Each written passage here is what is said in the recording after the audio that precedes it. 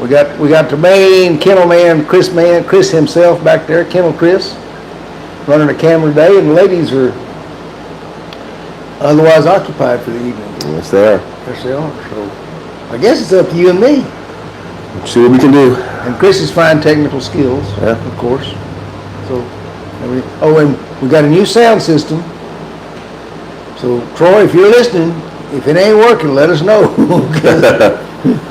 Because I'm just, bumping my gums. I don't know if anything's going out my gums to the mic until someone tells me. So I'm sure they'll tell us.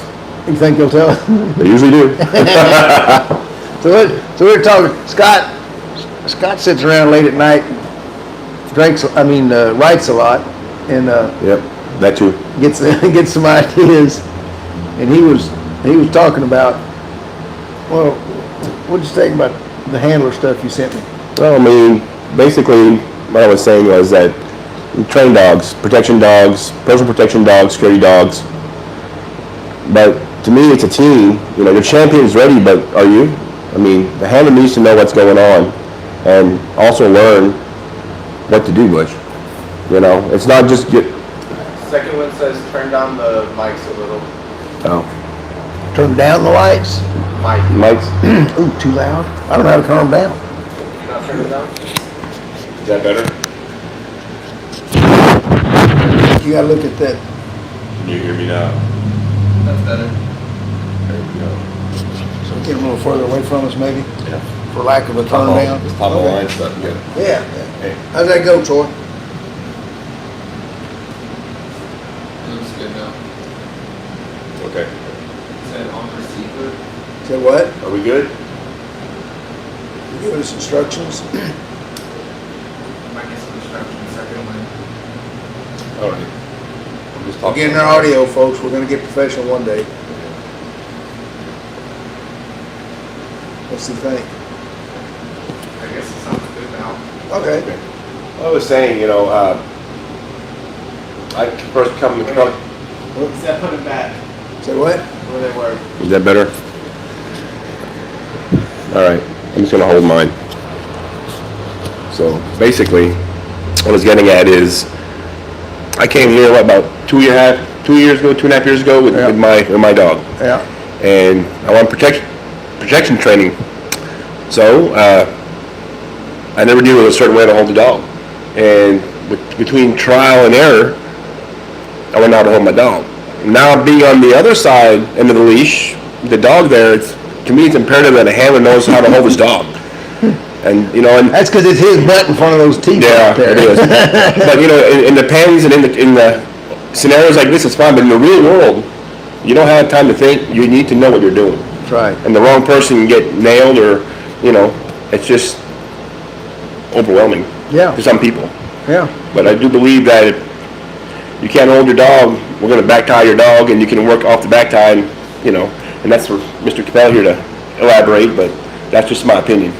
I got a mister out of the deal. That's cool, man. He always gets a mister out of me. So yeah, the leash, here's the rule. A leash is two things.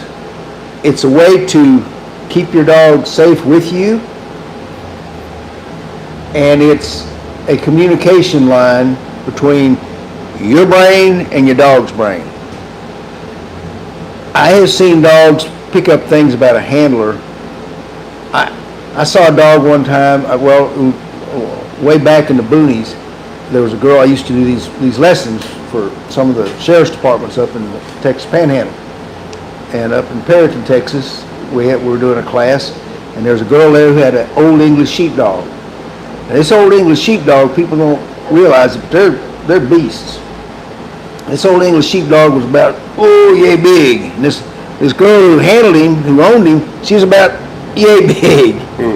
And she just couldn't get this dog to sit when she told him to. Now my training methods have changed a lot since back then, as I've learned more and done more. But at the time I told her, I said, just give him a little pop on the collar, kind of the old Kohler method. Tell him to sit, give him a little pop on the collar. He'll get it. She said, sit, and he ignored her. She said, sit, and went pop, pop, and he ignored her. And I said, well, let's try this. I'm going to walk around behind you, and I'm going to reach over, and I'm going to grab the leash, and I'll pop him. But you say it. So we'll sneak up on him. This is when I'm still at very much a learning stage about dogs, right? So sure enough, I walked around the group over here.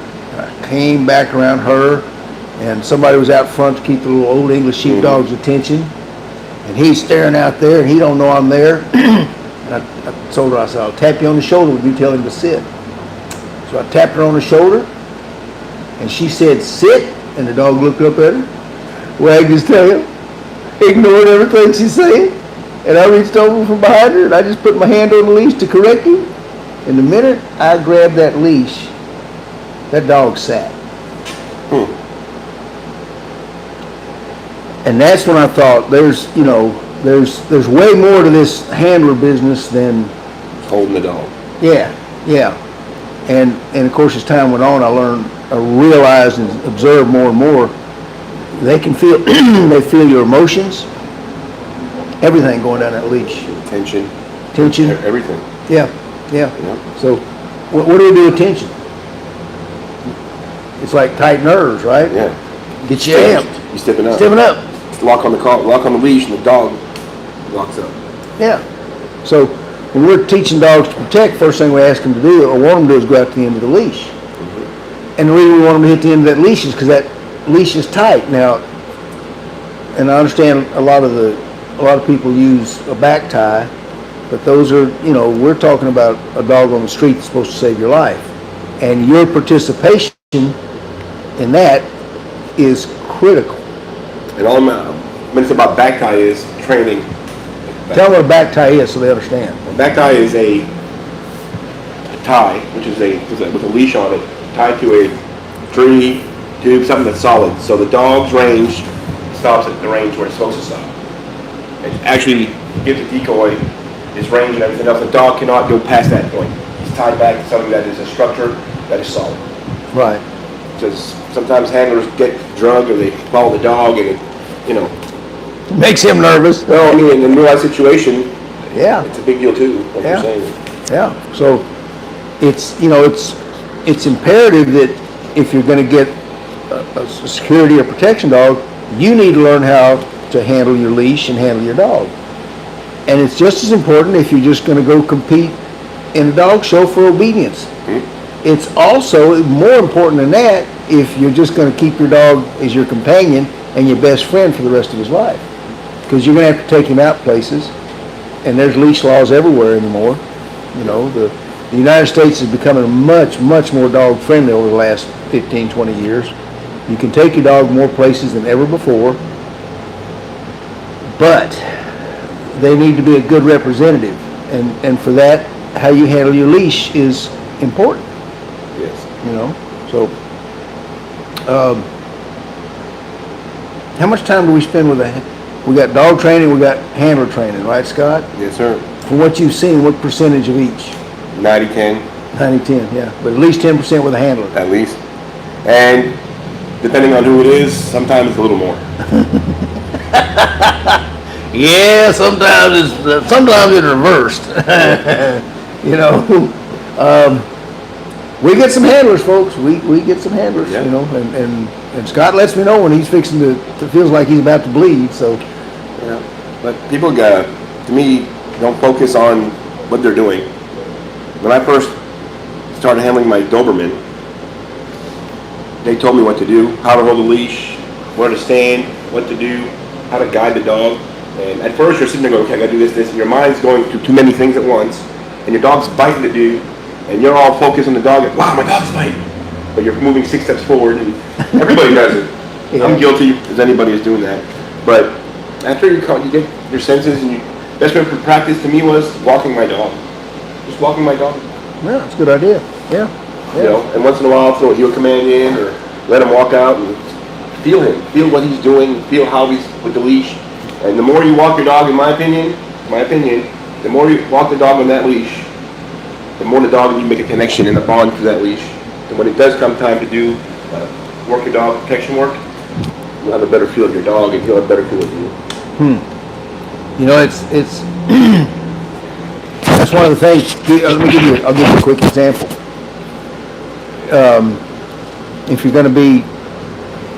If you're faced with a threatening situation, and I assume anyone who contacts me about a protection dog feels there's a reason, and so there is a handler's course that goes with every dog that goes out. If you're not getting a handler's course to show you these things, you're not getting a safe security dog.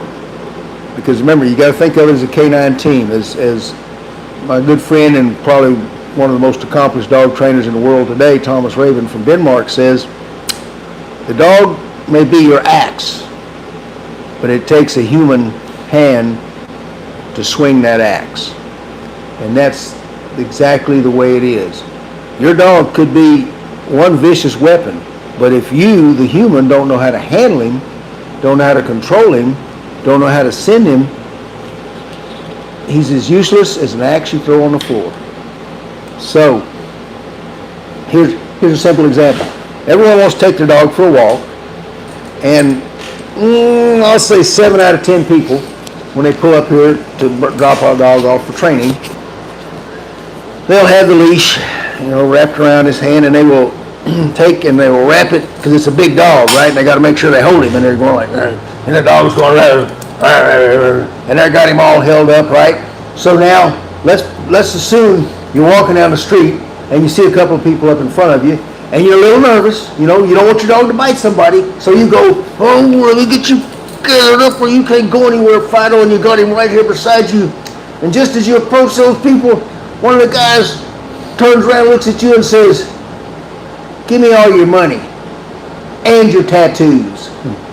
And you go, sick him, and the dog jumps out there and jerks you on your butt. Plus, he's so right up close that the guy who wants your money and your tattoos walks up and goes, whop, whop, whop. You're screwed.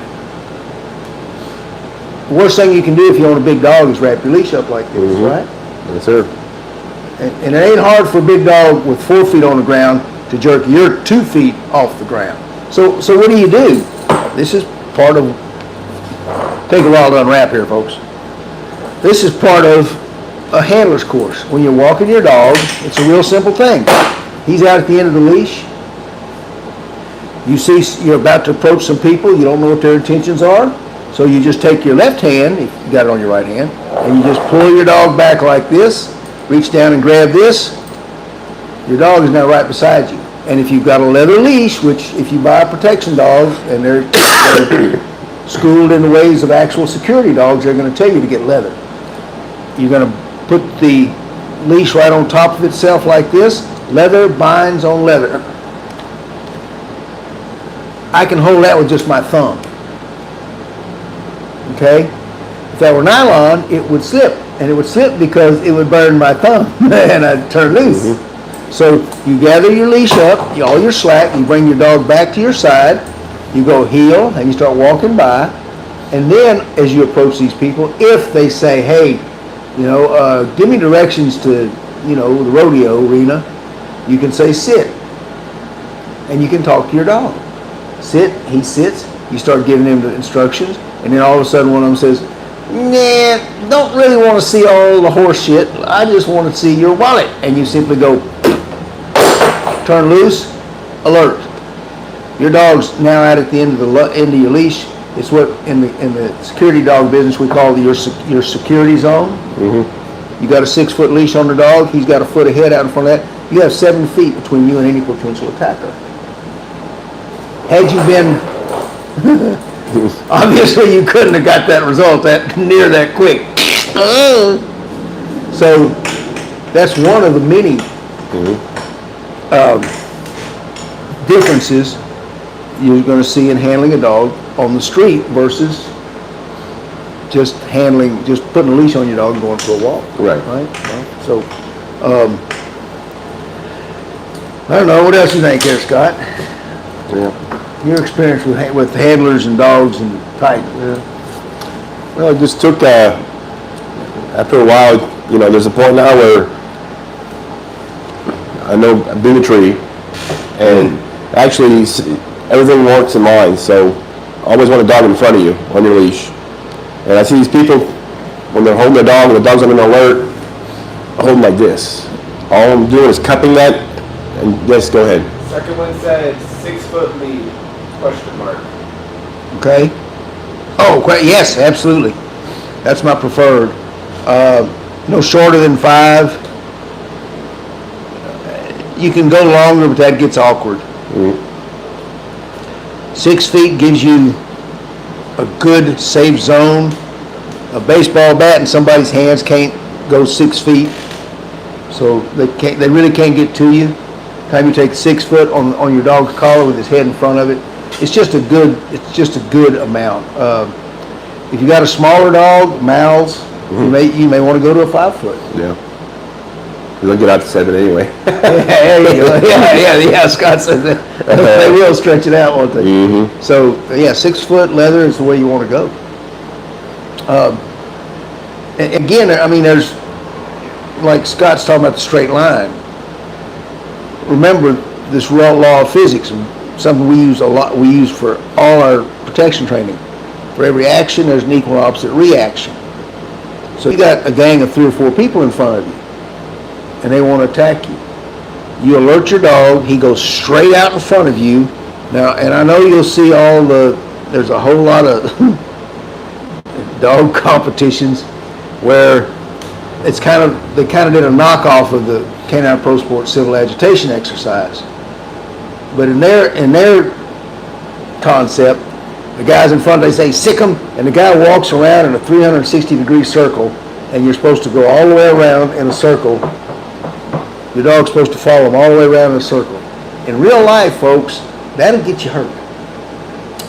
Because if there's more than one person, and one of them's trying to hurt you, and he starts walking this way, and you turn your back on those other 3 or 4, guess what? You're toast. So everything with a security dog is always in straight lines, like Scott said. It's also for training, and it's also for actual practicality on the street. What do you got, Chris? Linda Snyder says, always collar, not harness. Yes, Question. question. Yep, absolutely. One reason, and I know a lot of people train their dog in a harness for the bite work because they don't want him to hurt his throat. But dogs get equipment oriented, and I want to train my dog in the same equipment that they're wearing on the street. If you train in a harness, your dog, that may be one of the things that keys your, if you come out, every time you come out to training, you put a harness on him. You get through the training, you take a harness off. Come out of training, put a harness on. Right, I got you. So in the real world, you got a harness on, he's like, oh, what's going on? There you go. Well, let me get my harness, don't attack me. Yeah. Go get him. Yeah. Yep. That's it. I got you. That's it. So, there's a couple other. I'll tell you my favorite. Here's a situation people don't think about. Let's take Miss Snyder there were to be walking her. I'm sure she's got a highly trained Western Shepherd, and she can go pretty well anywhere she wants. You know, she probably with a Bark baby, it's well trained. You could get a good-looking lady and dress her up in a bikini, stick $100 bills in her top, and walk her down through a biker convention. And she'd come out the other end with every one of them $100 bills and her bikini in place. Right. That's a Bark baby, properly trained, of course. But what happens if that same lady encounters a carjacker? We did this on one of our videos I'm going to probably redo with Scott's help, where a lady is getting in her car and the carjacker runs up to, and most of the scenarios I use are things that actually happen to me in my guard dog company in real life. One of the big things in El Paso at Christmas time was thieves sitting in the parking lot watching somebody coming back to their car with a whole bunch of bags, and then just as they open the door with all their bags, they jump out and either grab their goodies or throw their goodies in the car and take off. So what my tactic anytime I go to a store is my dog stays in the car. So we did a scenario out here that I will put this up in a YouTube video, where a young lady's in that situation. She's walking back to her car. She opens the door, and the guy walks up from behind, points a gun at her, and says, "Get away from the door." And she pulls her keys out. Always keep your keys in your hand, ladies, in these situations. She backs up, and the door is cracked.